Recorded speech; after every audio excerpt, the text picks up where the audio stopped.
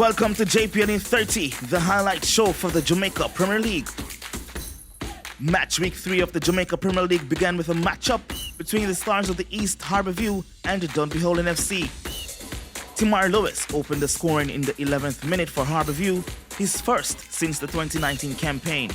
After which, Fabian McCarthy evened things up for Dunbeholden through a terrific free kick in the 29th minute. Nicholas Hamilton continued his form from the end of last season to put back Harbourview back in the lead. This contest ended with another goal in the second half. Stick around to find out. These are the highlights. George Davis and Lance Whittaker were the duo on commentary duties.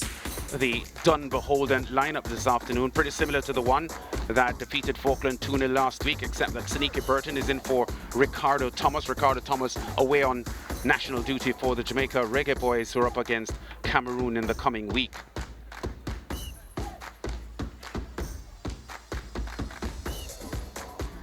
So they'll play with Thomas at the spearhead of the attack, Benbow and Barnett supporting him from the wings. Christian, the man in the middle, the rondo master, McCarthy and Powell will hold, although Powell will push on and McCarthy will be playing closer to the two central defenders, McPherson and Watkin. Yeah, there's your Harbourview lineup getting ready for this battle here. And the Harbourview lineup has three changes to the one that defeated Chapelton Maroons in their opening game. Kissim Priestley, Trey Martin and Dimar Rose coming in for Colorado Murray, O'Shane Staple and Jamone Shepherd, who had started in that opening game. And Dimar Rose, former Portmore player in his first season here at Harbourview, who he had played a lot of youth football with anyhow, so he's accustomed to the Harbourview outfit. Yeah, surprising to see Tamar Lewis at centre forward. He's played everywhere in attack for Harbourview over time except central midfield. Well, central midfield is holding, so yeah, everywhere in attack, and today he leads the line with Nicholas Hamilton, Robinson supporting him from the wings, Demar Rose, the creator-in-chief, and then Priestley and Anglin to ensure that the defence doesn't come under too much pressure. Things got off to a fairly bright start here for Harbourview as Lewis snatches onto this one and drives the left-footed strike past Damian Hyatt to give Harbourview the advantage. Good acceleration there from Timar Lewis, and he scores his first goal in almost 3 years in the Premier League and gets Harbourview in front by 1-0. Gets the congratulations from his teammates. Sean Anglin slides the ball across here to Hamilton, whose left-footed strike is over the top. But Harbourview very, very strong in the first half. And look at this free kick from Fabian McCarthy, placing his right-footed shot very accurately past Amal Knight, who had no chance, and pulling a goal back here, Dunbeholden. Hamilton had an outstanding game. Apart from his 2 goals here, he is delivering this one here to Rose. Gets the ball back, Hamilton does, and just steers the ball very, very calmly and confidently past Damien Hyatt as Harbourview retook the lead there. Powell, cross inside, headed just over the top as Dunbeholden tried to get themselves back into the game before the half-time break. Benbow, twisting in and out here with Bennett. His cross, firm and hard, but Amal Knight gets in the way, and Harbourview get the ball away. But just one of a few moments of excitement there from Benbow. He was largely ineffective today. Here comes Ronaldo Robinson here for Harbourview. Anglin goes for the strike, but it's over the top. Had a good game, Anglin. And here comes O'Shane Staple, who had just come on as a substitute a few minutes earlier, picking up a loose ball here as the ball deflected in his path, and just sliding the right-footed shot past Damien Hart and giving Harbourview further control of the game. Lewis. Robinson. Right-footed strike by Robinson. Well deflected here by Damien Hart, who tries to keep Dunbeholden in the game. Harbourview though, with Pump, yet her nail, another nail. Daly's cross inside, finds Hamilton, whose left-footed strike is on target, and gives Harbourview a handsome 4-1 victory. And there is a Harbourview happy clan. Damien Parchment has seen enough here. Jermaine, tough going today. Your verdict on what you saw from your boys? Tough one, as you said. I thought we really gave up some soft goals. At this level, you cannot afford to shut off like what we did today and how we did today. You know, but I mean, there were times when we played and really played and we had good possession, created opportunities, never made use of it. Hence, Harbourview catch us a couple of times on the counter and we paid for it. Jermaine, from where we sat, it looked as if the cable between midfield and attack, that was cut. It wasn't quite functioning throughout the game. I mean, we're having one or two issues there we're trying to fix, and you saw it today. But I think with time, we'll get it right. And for the fourth goal, I know you'd be disappointed as a coach to see almost no effort. It was so easy for Harbourview, and that one must have been the most disappointing one of all. I mean, to see the player standing at the back post for such a long time, he was here all day. And then my centre-backs were a little bit naive, if you ask me. And they should be a little bit more responsible, and they ought to be accountable at this level. There's nothing that time on the training ground can't cure, though. And I'm sure you'll be optimistic that with the quality you have, with more time with them, you'll get what you want. Yeah, man, definitely. It comes down to them and how they respond to whatever we try to fix and we try to correct. But I can assure you, though, you'll be seeing us next week and you'll be seeing a different team, total different team. Better luck next week, Coach. Yeah, man, thanks much. Thank you. Jermaine Thomas there, the coach of Dunbeholden. And he makes way for Ludlow Bernard, the winning coach, the defending champions, putting on a show here at times this afternoon, 4-1 and easy. Coach, from where we sat, myself and Lance, we thought that tactically what you wanted to do in the first half was exactly what your boys gave you. And then in the second half, you got more of the same. So we were saying there's not much for you to complain about. Are we right? Still want a little bit more discipline in the second half, you know, because at the time when Dunbeholden applied pressure for a spell of about 15 minutes, it probably coincided with a couple of changes that we were making, you know, so the maintenance of the discipline was difficult as at that time. But once we shuffled around Hamilton and Reed and coaxed them on the sideline, they got it. And then we knew that we had to play for the counter as at that time. One of your attacking players was named man of the match, Nicholas Hamilton, but we felt that Jashawn Anglin in your midfield and your defense was where the result came from because they were superb today. That's right. I expected my defense to be very solid and sound. Just unfortunate that goalkeeper Amal allowed that ball into the net. You know, Anglin is necessary. The combination of Anglin and Priestley is what makes this team tick and what allows Anglin to play. You know, so Hamilton has been by far, well, not by far, but been our best player all season, including pre-season. So it's not a surprise what he got here. And of course, the absence of Murray, he was given the nod to play up front, which he duly obliged. Tamar Lewis rarely scores, Ludlow Bernard. You'll know that better than most. And he found the net for you today. Good performance from him? Tamar needs this. And another player that needs this was Robinson. Both of them, it was said to them that they needed to score today and take some of the pressure off Hamilton. So once Lewis scores, and he's a very versatile player in the group, I know his confidence will be up again for future games. Harbourview continues their perfect run, making it 2 wins from 2 games, while Dunbeholden registering their first defeat of the season, having played 3 matches so far. We take our first break. JPL in 30, match week 3. Thanks for staying with us. This is JPL in 30 with the latest from match week 3. The second match of Sunday's doubleheader at the Anthony Spalding Sports Complex in Kingston, Jamaica, saw Waterhouse taking on the junglist, Arnett Gardens. It was a tough first half. Both teams created a plethora of chances, but were unable to convert.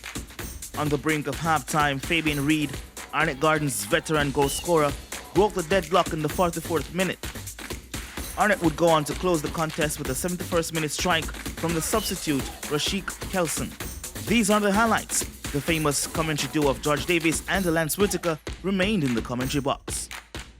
In the earlier match here at the Tony Spalding Sports Complex, there is the starting roster for Waterhouse. Michael Panton in goal, Ramon Howe, their captain, Cockins, Reed, Dunkley, Thomas, Denardo Thomas, Elvis Wilson, Shaquille Bradford, Devroy Gray, Javon James, and Damian Baines. Zane Hilton on the bench, so too Kenroy Howell and Gregory Messam Jr., who came on and had an impact on the Boom El Clasico. Not enough for Waterhouse though.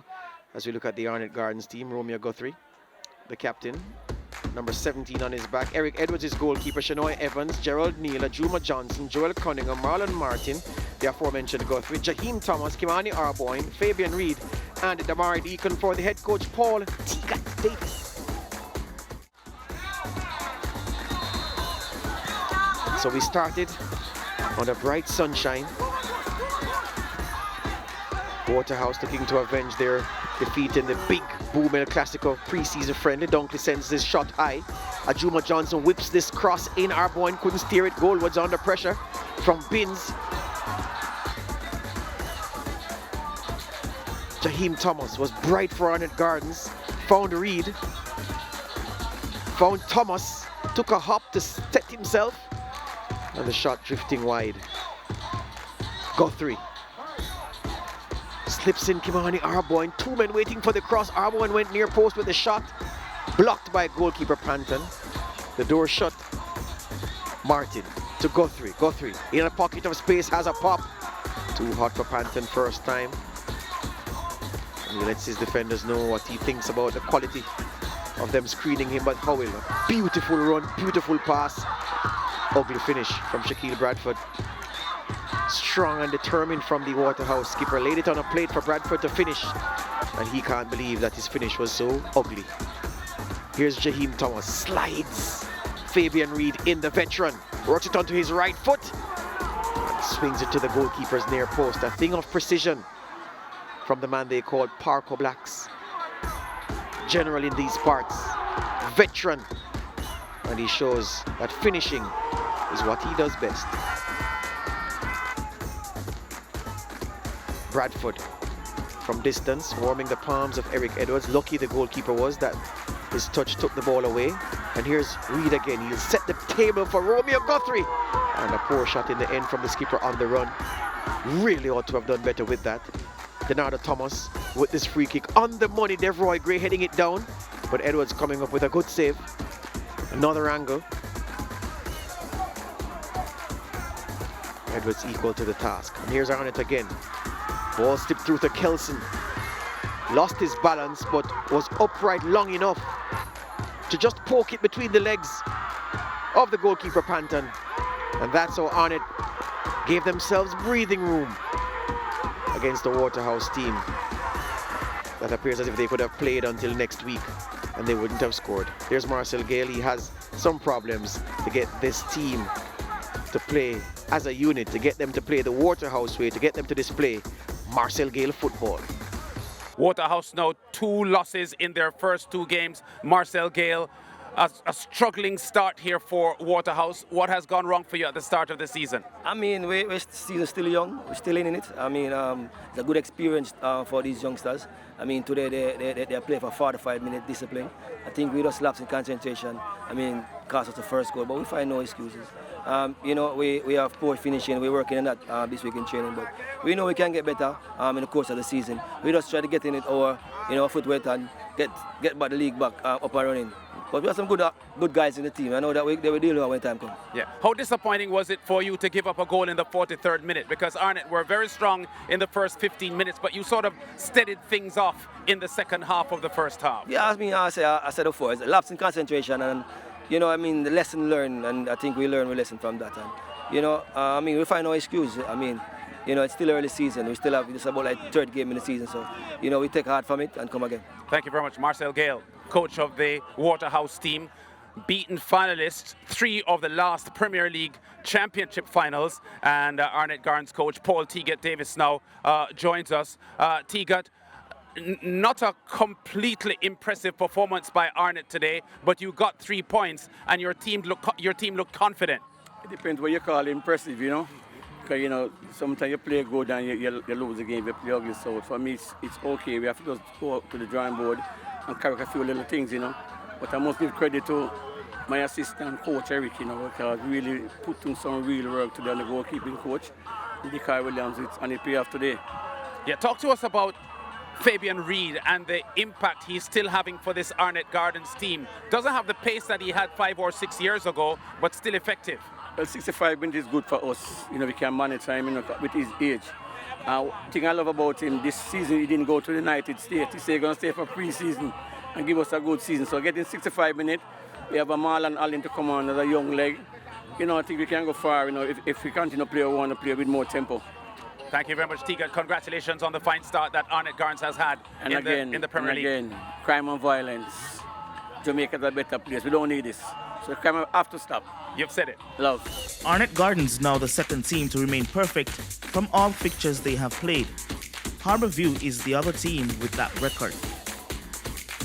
Arnett now sits in 4th on 6 points, while Waterhouse sits in 10th on 3 points after 3 games. A doubleheader was also scheduled for Monday.